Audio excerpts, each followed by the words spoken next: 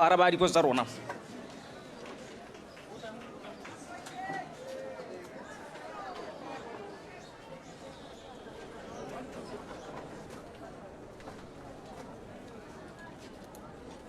Le ka nna se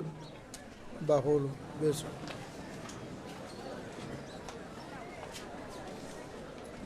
bontsi ne le dikakgelo mme tse dingwe ke tla tsiboga ka bokhutshwane kgang ya state capture gore go bo go na le bangwe ba e leng bone jaanong puso e mo dipateng tsa bone go bakwa ga gongwe ke gore puso e bo e direla dilo mo sephiring batho ba sa itse kana e be le puso ya batho ba ba senang letswalo ba ba seng ditlhong ba ba kgonang go dira dilo tse di hatha mme ba bona go sa ba tshwenye puso ha e direlwa mo matlhong a lona mo pontsheng ha le bona dilo o ka re di sokametse go gongwe la tsiboga gone ho la botsa le bo le tlhomamisa gore gone mo go a ema go na le dilo dingwe tse di ka go kaelang gore go na le mathata ha o bona mongwe kana go twe o mo mokgatlhong le nna mme bo bona di tsa puso di ganelela ko dikgwebong tsa gagwe gone mo go tshwanetse go le tshwenye ebile le boleme ka dinao gore go eme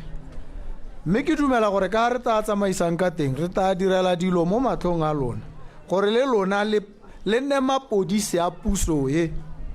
ka gore go nna mapodisi a yone ke go e hemela gore se ke a wela mo di thaelong tse dintseng jalo ya bobedi ke a DIS ke dumela gore go simolola gompieno go ya ko pele dingongorego kana dilelo tse ne le nanatso di tla ema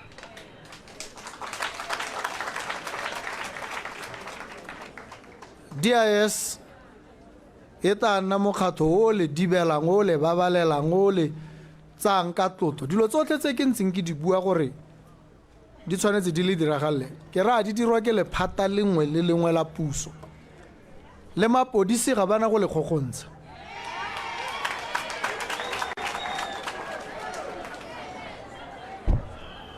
ba tata ko go lona ha go twe motho o dirile molato a belaelwa ga go ise go thomamisege gore ka boammaaruri o dirile molato o mme kana wa tsewa a sekisiwe ke gone go bo go ka bonwa gore a mme ke boammaaruri kana ga se boammaaruri mme re na le gore hela re dumela re belaela re bo re se re motsaya jaaka o ka reng re tlhomamisitse gore o molato ha gongwe go dirwa ke gore ngwara bo re tennwe kana re utlwiswe botlhoko thata ke se se diragetseng mme kana tsamaiso ya rona ke gore re dire ditlhotlhomiso le bone mapodisi ha ba di dira ba ska bata ba setse ba tsere ditshwetso tsa gore motho o molato ba motse ka ba tshwanetseng ka teng ka molao ba letlang ka teng mme le DIS tiro ya yone ya go e dira ka kutlwisiso yone ya go tlotla ditshwanelo tsa lona banana la tamega jaanong gore le eme ka dinao a ke re le bona go na le bo lesego tšhombo ke banana jaaka lona bo Jacob ke lebeng ha le bona o ka re ba ba golwane ba ga ba le tlhaloganye sentle le na le ba ba lekanang le lona ba ba ka le utlwang botoka ke bone a kwadile gate puo ya te e ratwa ke lona re fatshe leno dog a bua le lona so ba ta bua tsone dipuo tseo le lona le bo le utlwana mathata a lona le bo la rarabolola go tshwanetse go nne jalo ka jalo emang ka dinao ga ntsa bana re tlhoahetse ka tsone mme ebile tsone tse ke di lomaganye le dilelo tsa moithuti wa ko Madiba Secondary School. Diemo tseo ra itse ra tlhaloganya mme ebile ra itumela ha o di bua ebile o di bua ha pele ga batho gore ba itse gore go na le mathata. Le ene minister wa higher education a itse gore ko Madiba Secondary School le mo dikweleng tsotlhe tota go na le bothata jonejo. Go thusa bothoko gore bana ba saje kana ba saje sentle, ba sena ditilo, ba sena ditafole, ba sena dibuka,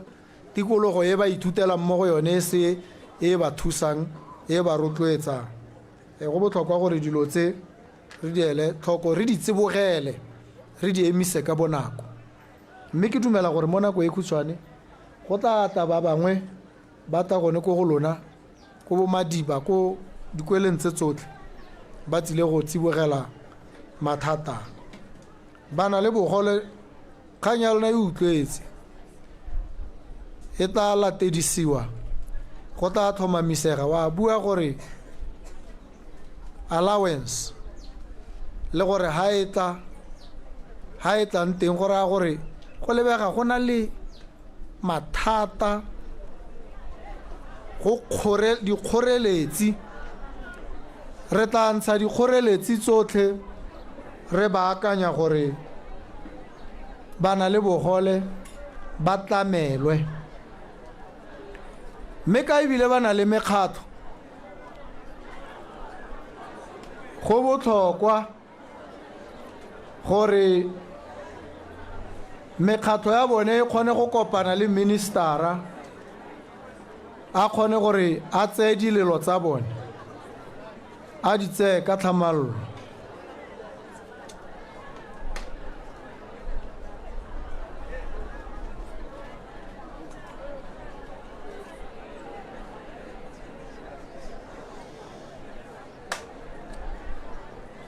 Dikgakololo tse le di buileng di utlwetse, mme ne ke re ke heleletse ka go leboga Matshireletso,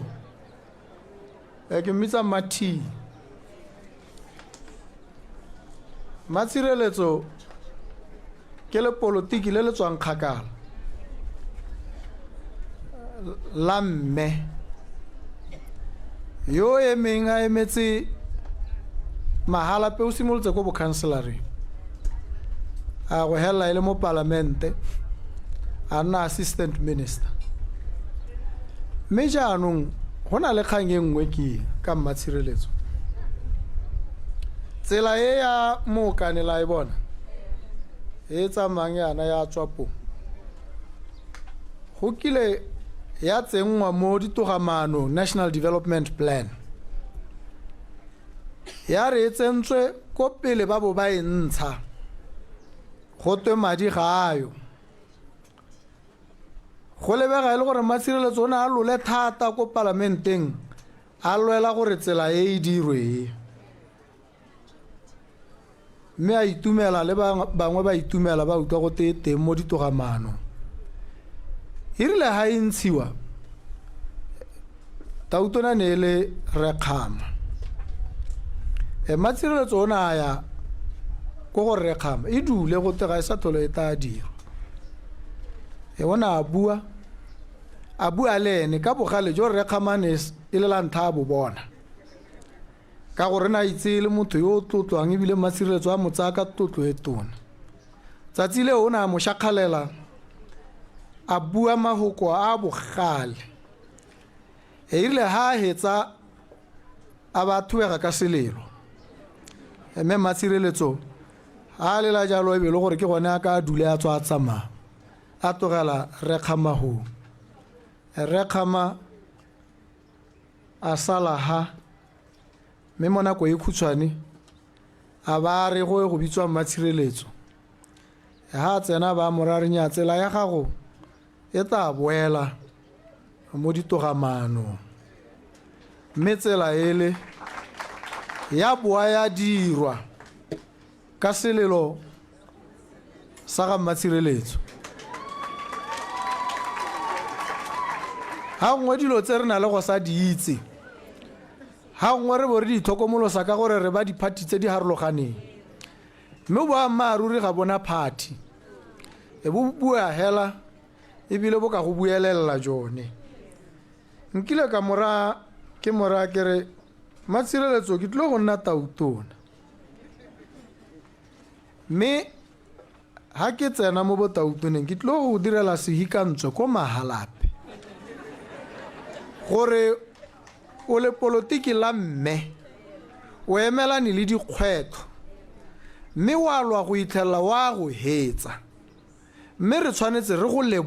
lemoge re go lebogele bopelo kgale le boinelo le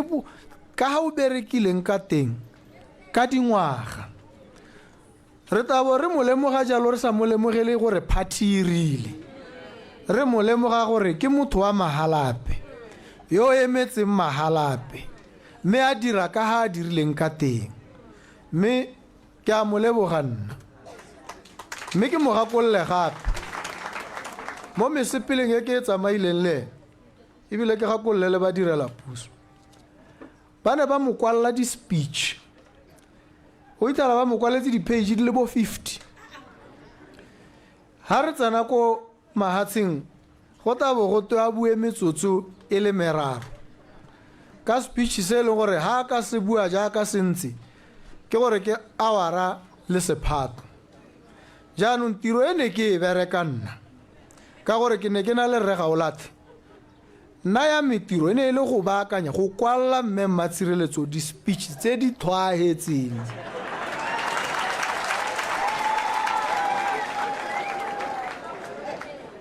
ke mo kwaletse di-speech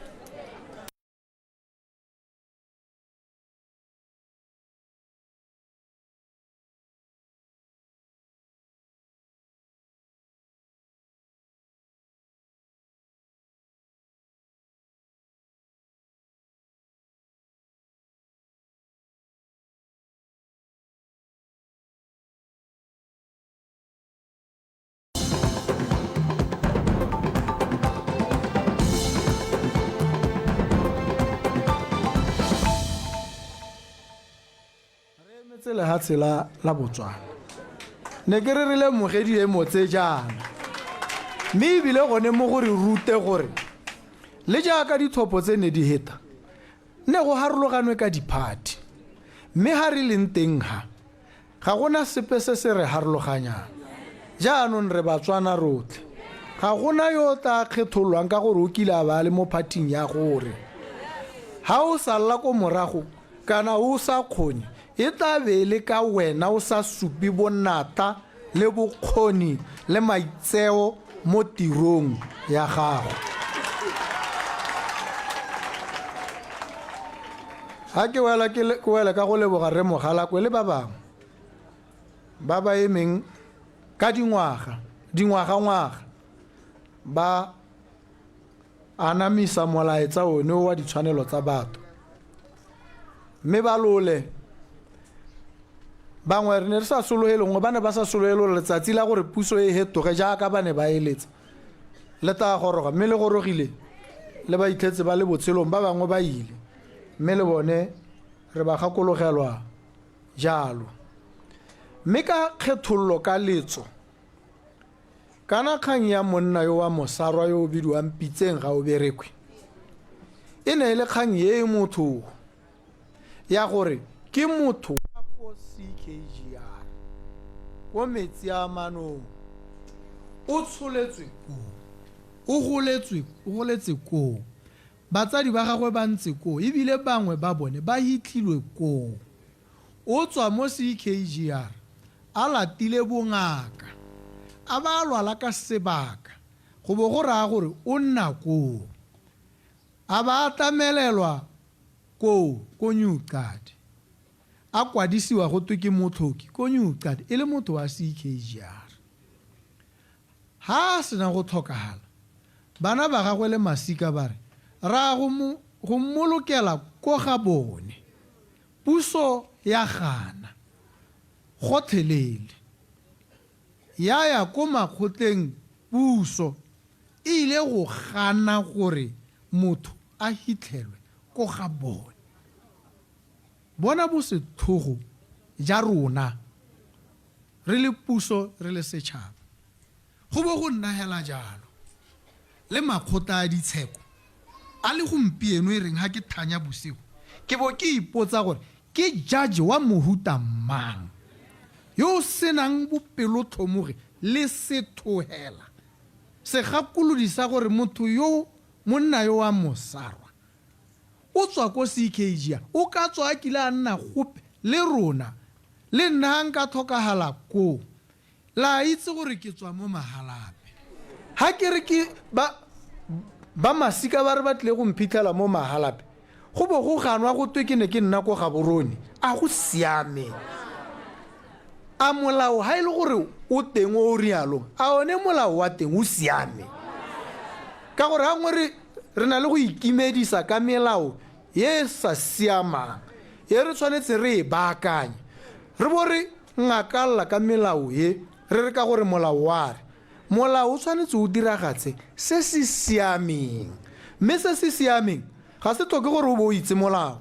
se se siameng wa se itse hela se gakolodi sa motho sa mmolelela gore go lo mo ga go a siama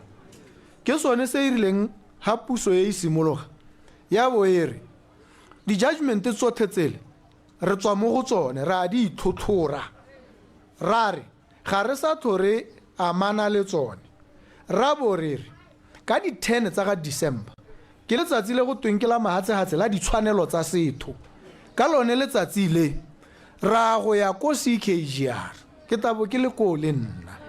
re ile go hitha pitseng ga o berekwe monna wa mosara mme re sa mo hithe hela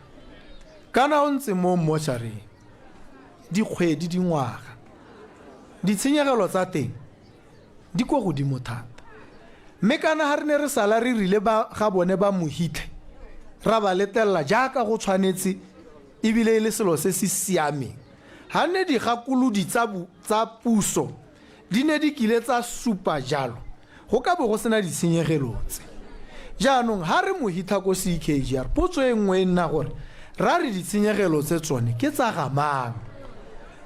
potso e ga ke tsietse ge nna ga ke itse gore a lona ya le tsietse nna ga intsietse go theleng ebile ga ise ko intsietse ebile ga ikita intsietse puso ya go duela ditshenyegelo tsele ka gore ke yone mmeileng mo seemong se ha re go seditse motho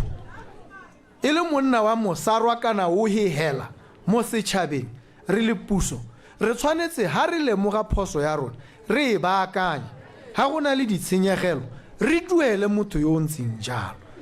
re se ka ra o ngakalla re seka gone mo batho betso ha re dira jalo re nna puso jaanong ye se thogo e gatakang ditshwanelo tsa batho ye se nang mautlwelo botlhoko go tswa re bo re kwala re batla gore ka ngwaga wa 2016 bona gore le re batla gore re bo re le tšhaba ye mautlwelo botlhoko re bo re tswela re nya yaanong ka 2036 nya re tsile go nna mautlwelo botlhoko e seng ka 2036 gompieno ya re tshwanetse re nne mautlwelo botlhoko go botlhokwa gore go nne jalo ba ga rona mme ebile kana ka tshwanelo nna ka ha ke itseng ka teng ka ha ke eletsang ka teng ha nako e leta ha ngwe ya be le pitagano ya nako hela e se sepega ha ke na le nako ke ta le re etsa nna le bua tota le ntsha dilelo tsa lona le dingongorego setsha gore ga wa bona setsha o sa apply tse o iswa phalape o iswa seroe o iswa kae le kae ke dikgang tse re tshwanetse re di tsibogele ebile re di tsibogele ka bonako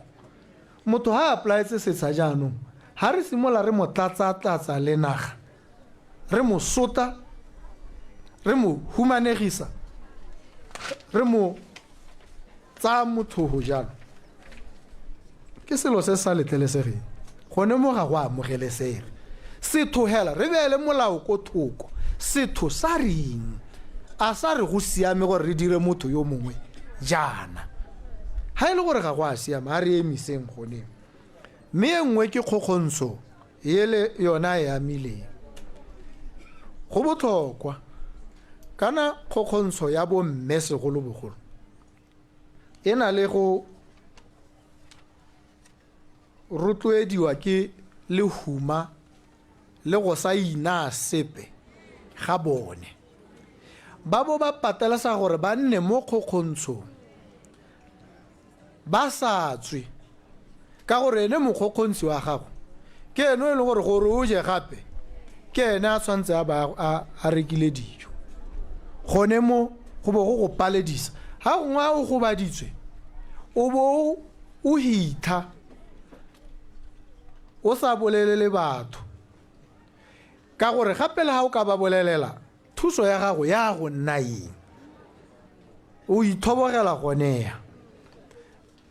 mme ha go na le tse e leng gore go tshwanetse go nne le tsibogo ba sepodisi ba tshwanetse ba tsiboge e ba tsiboga ka go leka go hema ka gore ha gongwe matshelo a batho a lathega mo diemontse re tshwanetse jaanong ebile gongwe mo di-police station re nne le mo go teng specialized units makalana a hapegileng a itebagantseng le petelelo le kgokgontsho ya bo mme kana kgokgontsho ka bong go botlhokwa gore dilo tse re di akantshanye re te re di rarabolle mmogo le na le megopolo le na le dikakanyo le na le ka ha le bonang gore dilo tse di bakwa ke eng kana di rotloediwa ke eng mme re batla megopolo eo e tswe re e sekaseke rotlhe re te re kgone go emisa dilo tse mongwe le mongwe o tshwanetse a tshele ka phuthologo a tshele a sena poiho a sena ope yo mo kgokgontshang a sena ope yo mo tshosetsang ebile le yone puso kana e kgona go kgokgontsha ha e sa dire dilo sentle mme re tshwanetse re emise kgokgontsho re emise e tswa ko pusong re emise le mo magareng ga rona mme ke dumela gore re tla tshwaragana rotlhe ke ne maloba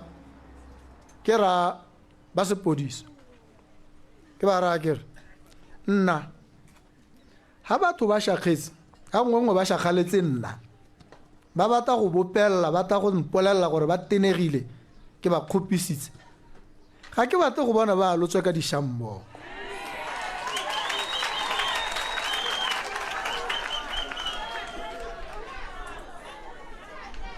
a ke re ga ba tshola dibetsa ba batla go tla go nna go tla go mpolelela tšhakgalo ya bone jaanong dishammoko ke tsa eng mo go bone ke bo ke kopa mapodisi ke re ha batho ba le mo seemong seo lona se le se dira yang go go bone le seka la tsamaya le tshwere di-tear gas le seka la tsamaya le tshwere dishammoko le seka la tsamaya le tshwere letsela le le tsamayang go te mo leineng la ga tautona ga le sa phatalele ra le hula nna la meleina le seka la dirisiwa jalo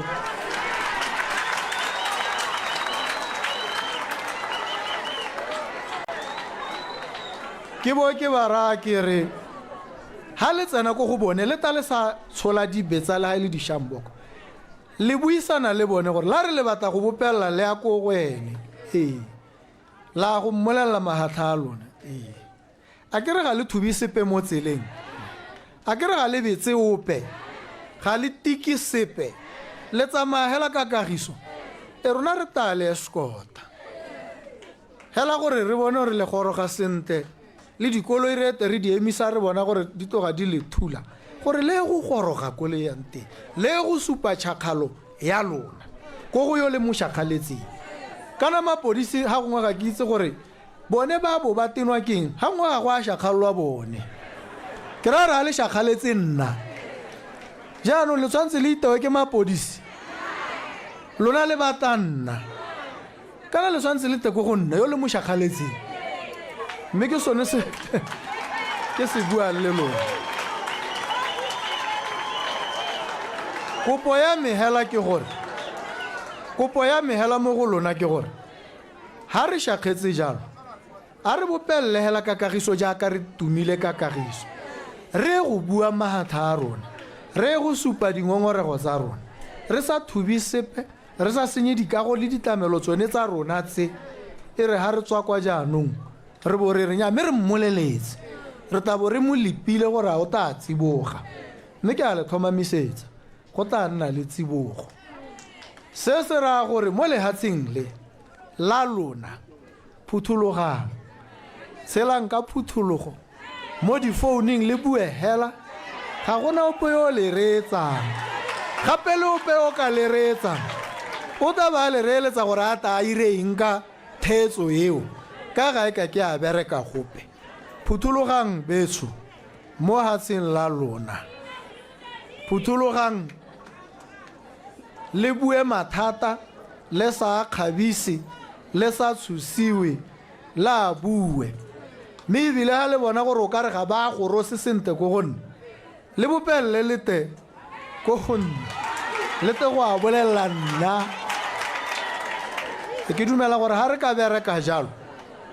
re tle go tshela sente ebile re tle go baakanya diemo di-ministera tsa lona ke tse le di bone ga se beng ba lona ke lona beng ba bone ba utlwa ka lona mme ba tle go taboga thata ba tabogile ga morago ga dikeletso dikgatlhego ditshwanelo tsa lona ke a le leboga batho betso a modimo a le babalela ke a itse gore le rapetse le itimile dijo le rapela modimo le lopa gore a ko letsatsi le goroge le go tla nna le puso e ntšha e gongwe e tla utlwang gore la reng ya tsiboga mme ke a le thomamisetsa gore ye ke a lona tota ye ke a lona ra go dira gotlhe mo go ka dirwa gore dilo di siame mme lona ba mahalape ka ebile la ra itsana a ke dumele go na le se se tale kgoreletsang gore dingongorego kana dilelo tsa lona dikgakololo di goroge ko go nna mme ke a le leboga batho betso pula pula pula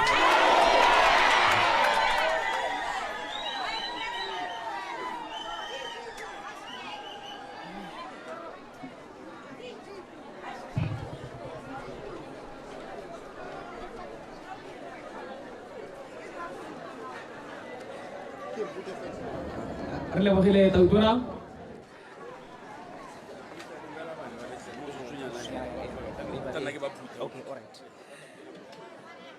re lebogile tautona mme mo nako ya gompieno ke a go neela bana ba tamocha motsotsonyana hela gore ba te ba neela tautona se ba se mo tshwaretseng pele ga ka tla dira vote of thanks tamocha primary ke kwa tautona se ne se kwele teng ke le ha metsotso e seng ya kana ka eng bonna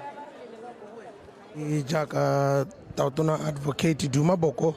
a na raba dipotso tota tsene di tswa mo banneng morago ga tekodiso ya gagwe e na buisa jalo banni ba motse wa Mahalape dingwe tse tautona di gateletseng ke gone gore jaanong tsa di amileng ka nako ya gagwe ga se tsa supa gore o na le keletso ya go emela botautona o supile jalo gore wa go gatelela tota gore 300 pula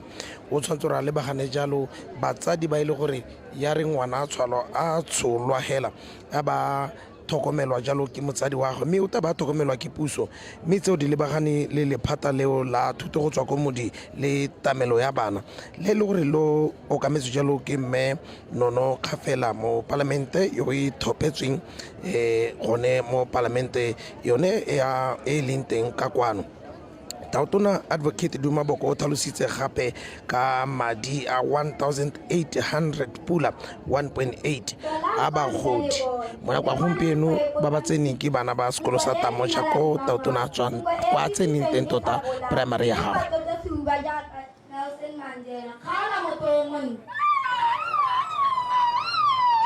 cho mane phalafala nama letona le ja le ikgorosa kgokong e tonanyana e se hata se maibe e le rong ka re tlhako a phala kgala motho o monna tautona mongame ke a go dumedisa o dumediswa ke nna senang phatshwane sa morwadi a kgosi se bonang matlhong bojale bo a loga a re tsatsi la gompieno phalafala ga ke a tla go go boka ke tsile go go tsatsanka o nkuta thata motho a le motona ba ga mmangwate ruri le bagaka lo a lositse ngwana lo a lositse tautona a lefatshe la botswana motho e ketenaledi ya masaka go phatsima inamolo sa tlhogo tšampa kgala motho o monta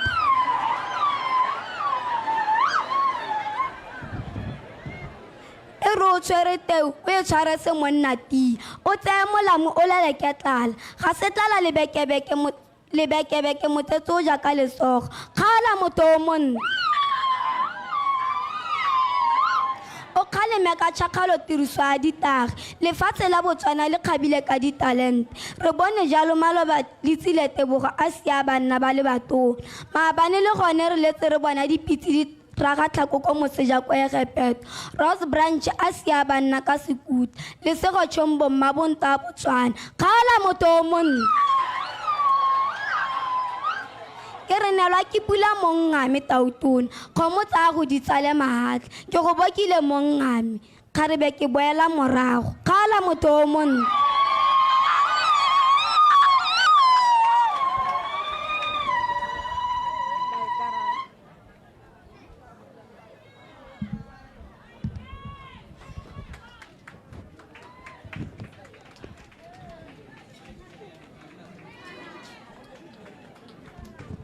By the beginning of education, President Maboko was a student at my school. I said my school. The president studied at my Tamucha with a mind so sharp like a razor blade, with curveballs that he stepped on like stepping stones. He is now my boy. Yours is a story of patience. Yours is a story of tenacity. But above all, yours is a story of humble beginnings. If hope was a person, you are. If faith was a person, you are. You have taught me as a boy from our own Mahalape that we can be just anything. Thank you, Mr. President, for the Child Welfare Ministry and basic education. Thank you, Mr. President, for teaching us the power of perseverance and education. I have zero balance on my account. But if I had, I would buy you the brightest flowers and adorn your faded haircut. For you have brought love and hope to our motherland. Rise and rise, my boy. Rise and rise, Mr. President. Thank you.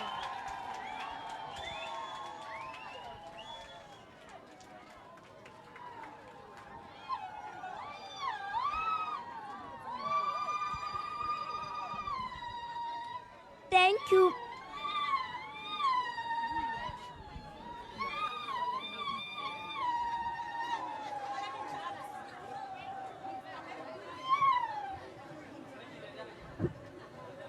Thank you, Mr. President, for being our role model at Tamucha Primary School. Thank you. Le gofi batsadi bana ba rona ba dira bontle fela thata. bao e ne le bana ba sekolo sa Tamucha Primary ko Tautona Advocate Duma Boko a tseneng teng sekolo ba ne ba monela jalo special performance ba ne ba kopile jalo gore ba togo mo performela mme bile maboko a bone ke bone gore ba kwadile mo go hapegile ebile ba ne ba mo anela Tautona Advocate Duma Boko ebile o na tsa jalo one maboko ao ke dumela gore ke maboko a ile gore le ene a mo khumile thata mo pelong ka jana a tsene jalo ko sekolong seo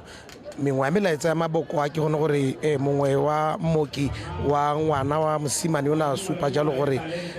gore Tautona Advocate Duma Boko ba buletse dikgoro tota gore jaanong mongwe le mongwe ngwana wa mosimane kana ngwana ope wa mosetsana hela kwa leng teng kana sekolo sepe se go tseneng teng go go sa kgathalesege gore ke se se ntseng ja se go bulela dikgoro tsa gore o ka nna sepe se e le gore wa se eletsa mo botshelong ke ka go ntseng ka teng ka kwano. Ke ne ke setse ke tlhalosa jalo gore mo puisanong ya gagwe le banni ka kwano Tautona Duma Boko o na supa jalo tse dintsi thata gompieno go a go tsena jalo ba Madiba Senior Secondary School ko Tautona Advocate Duma Boko a tseneng teng sekolo sa gagwe tota sa Senior Secondary School ko Madiba le bone ba mo diretse jalo mo phuthelwana o hapegile e le performance ba batla go dira ka tsela e ntseng jalo. Ke dingwe tsa ditiragalo tse di ka kwano motho wetso mo motseng wa Mahalape go tsena jalo bana ba sekolo sa Madiba le bone ba tsile jalo mme re ta utlwa gore a bone ba taka poko kana ba taka mme ba tshwaretse Tautona mo phuthelwana wa go mo supegetsa gore o ba buletse dikgoro mo botshelong jwa bone ke bana ebile se kgatisa ke gore ba ne ba supa jalo gore ba itumelela Tautona go ba tsile ka lephata la thuto go tswa ko moding le tamelo ya bana la basic education and child welfare le le eteletsweng pele jalo ke mme Nono Kgafela ke dingwe tsa dikgatsele gore di teka kwano Tautona ha simolola pego ya gagwe tota kana tekodisego ya gagwe o na bua ka lone lephata le bile a tsere nako e ntsi a tlhalosetsa banni ba ka kwano gore ke eng a le dirile le gone gore batswana ba tshwanetse gore ba le tlhaloganye ka tsela e ntseng jalo ke ka go ntseng ka teng gone ka kwano gone mo Mahalape santse le gone ga kgoteng ya Mahalape motho wetso o lebile Botswana Television. Duma duma boko duma ra duma lana duma duma boko monkana ko tsharo khale mena kana ke mosimanyana a ke itsile le mahoko.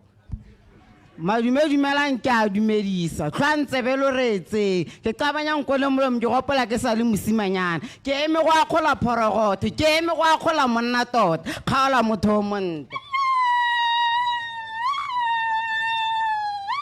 mpente takete ka khole mototegi Tautona Advocate Gideon Duma Boko banna ka ditšale banna ka dijase basadi ka ditšale botlo go pusa le dikokoma le ditlogo ka re mpente takete ka khole sekao sa setšhaba motlhola maraka ka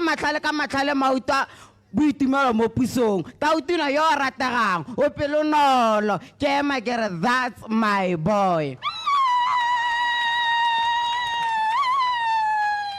That's my boy. That's my boy. Karo phorogo tholetso lo khoma thogo se matsutsu ba supa bogale khalo la matsatsa. O morwadi ka gala ke monna le motsetse. A o le ponki se ponkana se khurumelo se metsi a monate. Motho wa methe khaola ke gute. Karo utsila mo go thoron polo a ga e tshoko bolebelebe. Ka tha ke thomileng teng ba rena ke khotsolo matutu ba jela ba re tedi. Rena ba shimane ba re heta hela. A o suthu totale ke le bona ka itiro tsa ga Duma Boko go motsa matsetsa le thafula ka re ke a khulela ka diphatso se bona se porogona malla go thosa number 1 se bone no go rakalla go dimo ga ta se ke ga yona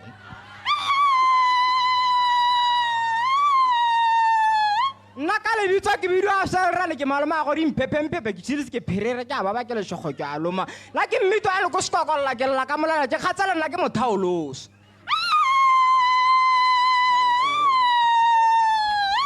Karo kharagatsa makharagatsane ke tema na go epa ke batho ba sika lo sekula go boraka jano ka tse pedi di ela ntlha ile ngwe kgaola motho o monte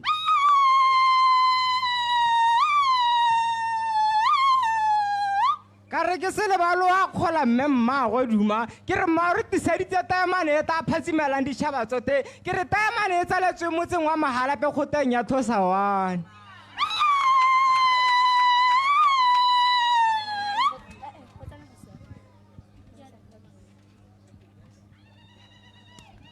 1970, a year of wanderers. A boy was born, risen,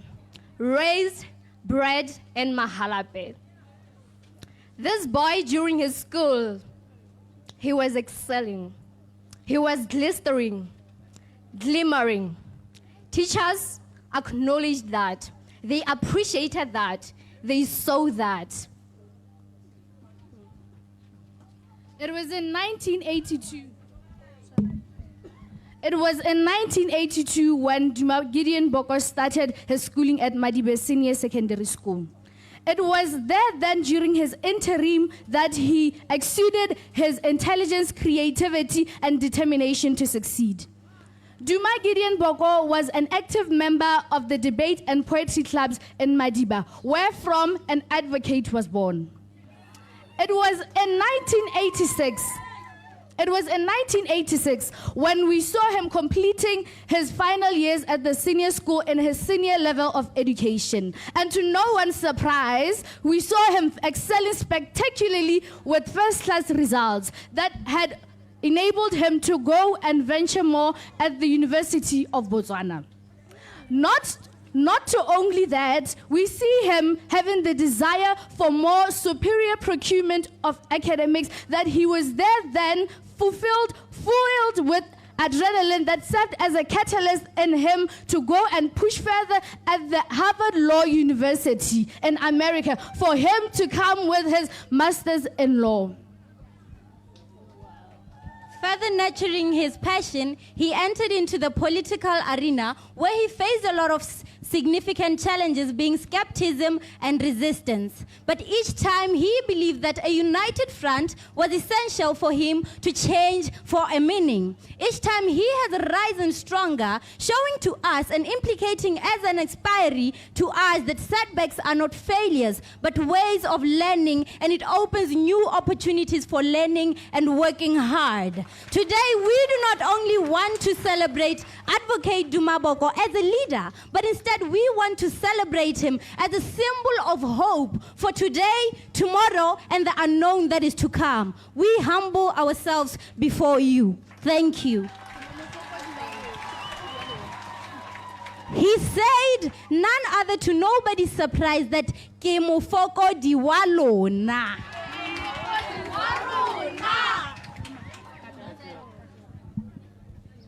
We nurtured this boy. We love this boy. And this boy loves us. That's our boy!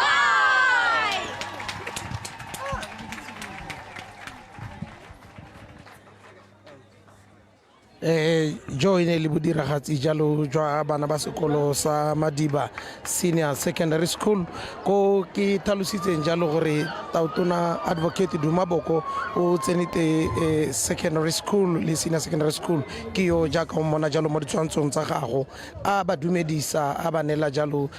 lono lerato ebile a ba supegetsa jalo gore o tswa gone go ebile le bone ba ka kgona go dira jaaka kgona go dira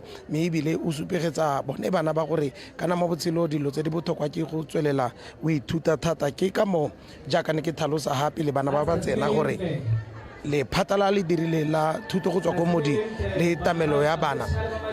ke le phatala le golagana le go tamela ngwana go tswa ko bonnyenyaneng hela ha sena nna a tsolwa go ithela go tsena sekolo sone sa thuto go tswa gone ko modi ke ka ile gore Tautona o ntse ka tebile ke yo o batla go ntsha le go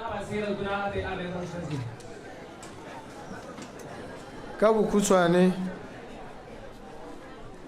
kana kile ya re mona ko ya morago hale ke bo ke abela dikwele dibuka dikwele tsotlhe tse di kwa gaborone tse di kgolwane le tse dinnye nna ka ba ha dibuka ha ke tshwanetse go tswella ka thulaganyo e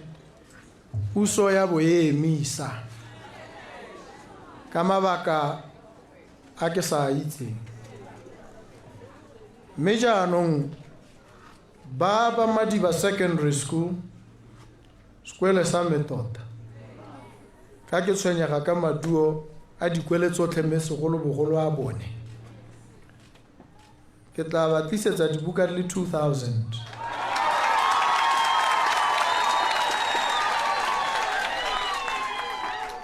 gore di tle ko library ya lona ko sekolong le nne le se le se bala ba Tamocha Primary School ba le bone e leng ba ko ke tseneng teng ke tla ba neela di le 1000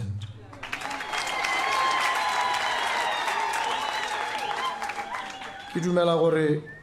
mo malatsi a mabedi a mararo a tang di tshwanetse di bo di gorositswe ko dikweleng tsa lona mme ke lebogela botswerere talente tsholohelo e ke e bonang mo go lona mme ke batla go le ruta le go le lengwe hela la sekgowa le bidwa genius mme ke bo ke le go ranolela. I'm going to give you a definition which you will not find in the dictionary. This one transcends, it's above the dictionary. Genius, that rare and unique combination of restless energy, prodigious intellect, and stern discipline. That's genius. If you have these three things, a restless desire, an energy, an impulse to learn, an intellect that is receptive, absorptive of learning, and discipline, stern discipline, then you are genius. I want you to be exactly that. I love you. Thank you so much.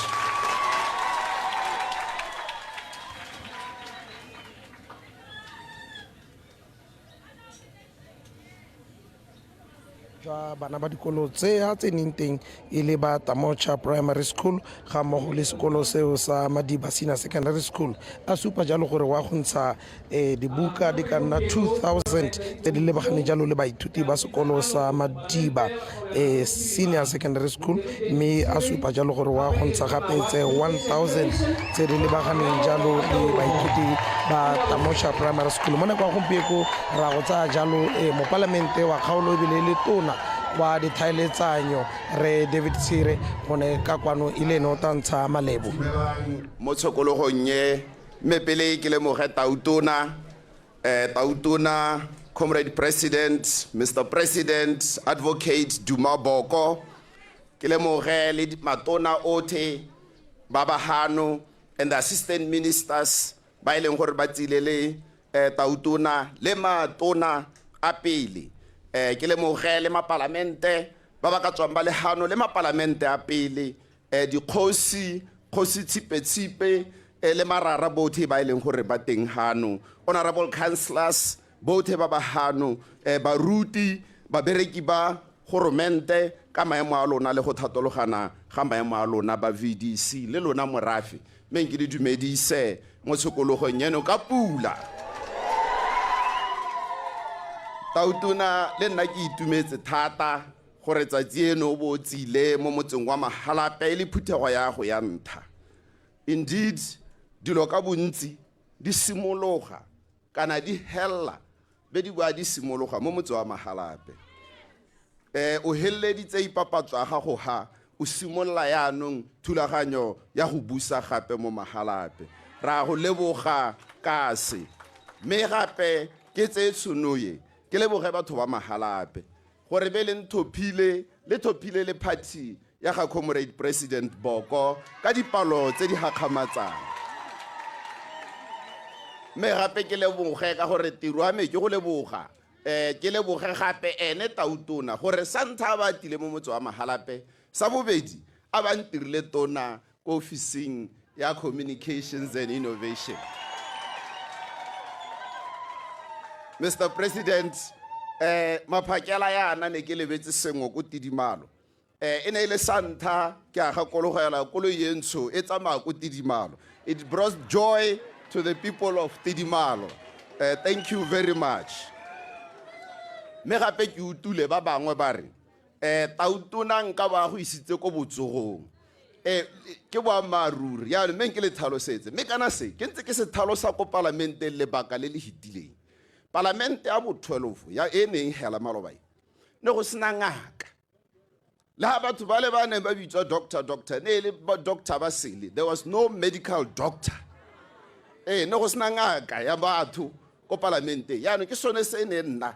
ka dithutego nna ke moengineere nna se ke se dirang kwa lephateng la botsogo ke go tisa ya ka Tautona ntse a bua re tisa maranyane tisa se gore yaanong le kgone gore le thathubiwa le kgakala maduo a lona a neelwe ba bangwe ba sekaseke go lete go bone botsogo jo bo botoka ke yone tiro ya me yone ko botsogong jaanong nna ka dithutego ga ke bone balwetse ga ke letelelo o bona balwetse jaanong ke sone se neng ka itumela thata ha Mr. President a appointa Dr. Modise gore ate ile specially elected MP ile ene ngaka hela ko parlamente yaanong ke ikemiseditse gore ke a go bereka le bo Dr. Modise ko health le ba maphata otlhe bone ba haba ka gore tiro ya me nna ke gore yaanong ke ire gore bone ba le he dithuso ka maranyane ke yone tirwana hela ka ko Ministry of Health ne ke ba direla gore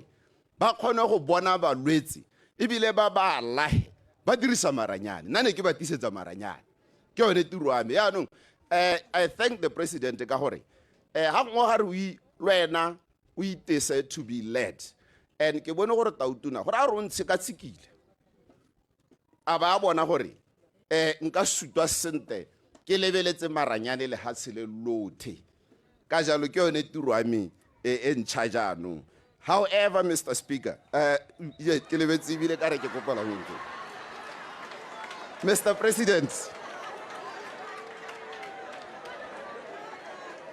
President, me ke wele ka kgantsa motso wa Mahalape. Ke a itse gore o tswa mo motseng wa Mahalape. Ke a itse gore o tswa mo motseng wa Mahalape. Me go na le thulaganyo Mr. President e dirilweng ke bone batho ba Mahalape e bidiwang Mahalape Development Plan 2032. E sala e dirilwe bogologolo ke yone ke driver ke le mo parlamente Mahalape Development Plan 2032 yaanong ha gongwe ha ne e buiwa pele go 2032 na go lebega go le kgakala dithopo tse di latelang di ka 2029 ha re tsoga go 2029 go tabo go setse dingwaga di le tharo gore re goroge ko torong ye ya batho ba Mahalape jaanong Mr. President ditoro ye e sala yemi over 20 years re ntse re yemi toro ya batho ba Mahalape e sa diragadiwe ha ke go ha sekai go godimo ya ka VDC chairperson na bua go godimo mo dikeletsong tsa batho ba Mahalape ke gore re laole metsi a pula mo go tweng the implementation of the stormwater drainage master plan because the master plan is there ya ne thoka gore e hiwe madi e diragadiwe batho ba Mahalape ba khona go nna sente ba sa tshungwe ke pula se sengwe vocational training center ene o ka lemoga gore ka gore go mo ke plan dio tse tsotse tse ke di buang tse di na le mealo ebile gape yanong di na le ditsha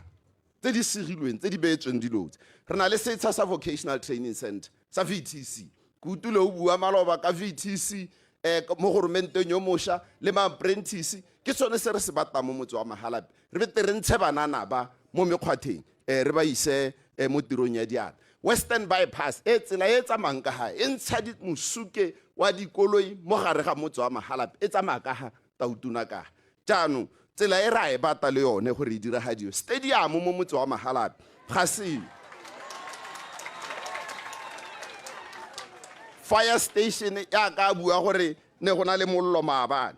le ditsela tsa rona hela mo motseng wa Mahalape le sekwele se sengwe ya ka utwa bana ba bua ka sekwele sa Madiba setse se tsohetse re thoka sekwele sa bobedi sa senior secondary se sa teng se teng ka kwa Mr. President re thoka le dikgang tse di amang di street lights mo ke maoko a se tshwanetseng gore se se tsentswe mo planning ya gore Mahalape o tshwantsa ba ntse yang ka 2032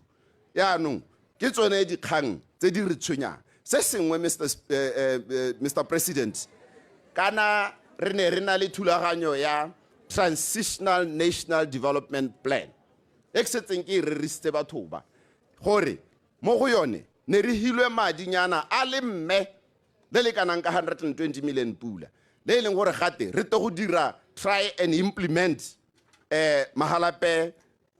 stormwater master plan. And how level master plan a day in terms of value ka estimate a day it goes around 2 to 3 billion pula. And how ne 220 million gora gore ra go ira mo go nyenyane re ne tso gape bile ra leboga le sekwele sa primary school mo motseng wa Mahalape sekwele seo se ya ko Mahalape East ko Flower Town phase 2 re ne tso gape ko diteraka ko dikoloi tsa mo go ba di ta bon di pheka teng mo motse wa Mahalape under transitional national development plan. How tsena ko ga boronu go about 5 kilometers pele o tsena mo motse wa Mahalape go a go nna le dithabologo tseo go no ho ya no tautuna ne re kope gore tsonetse bogolo di diragadiwe ka bonako jo bo kgonagala ra itse gore gongwe go ne go sa salamela morago ha ngwa go go tubo diemo ba hilwe madi othe mene re seka khanye gore bogolo tsonetse ne re di soloheditse batho ba Mahalape ka ke bua gore bana le lebaka ba sa di bone bogolo ba di bone gore re ya no ha re ya go lenaneo la dithabololo be ke khona gore re bueleletse ba gaetso le tautuna o setsa thalositse gore kana ba bangwe ba taba re tautuna o tswa Mahalape gore a re sengwe le sengwe sa ta Mahalape nya ha go nna yalo se tautuna ibile ke itumetse gore o se buile ha gore sa tasking a se diri ene ka gore o tswa Mahalape ke gore ya no ha re setse re submitile diotse mo national development plan ene ha ka dintsha ya ka na bua ka tsela ye neng intshitswe ya no ene ha ka dintsha so rona tiro a rona nna le honorable Nyathanga tiro a rona ke gore ya no re tshware yone plan e be re lwa ka yone ko parlamenteng gore e tsengwe mo lenaneo la dithabololo e re ha tautuna a bone madi tiro yeo e diriwe la ntshwara ke yone tsamaiso e re yang go e sala morago ke yone e re tsang gore e ta re tisetsa puso ne ke re se sengwe pele ke tsama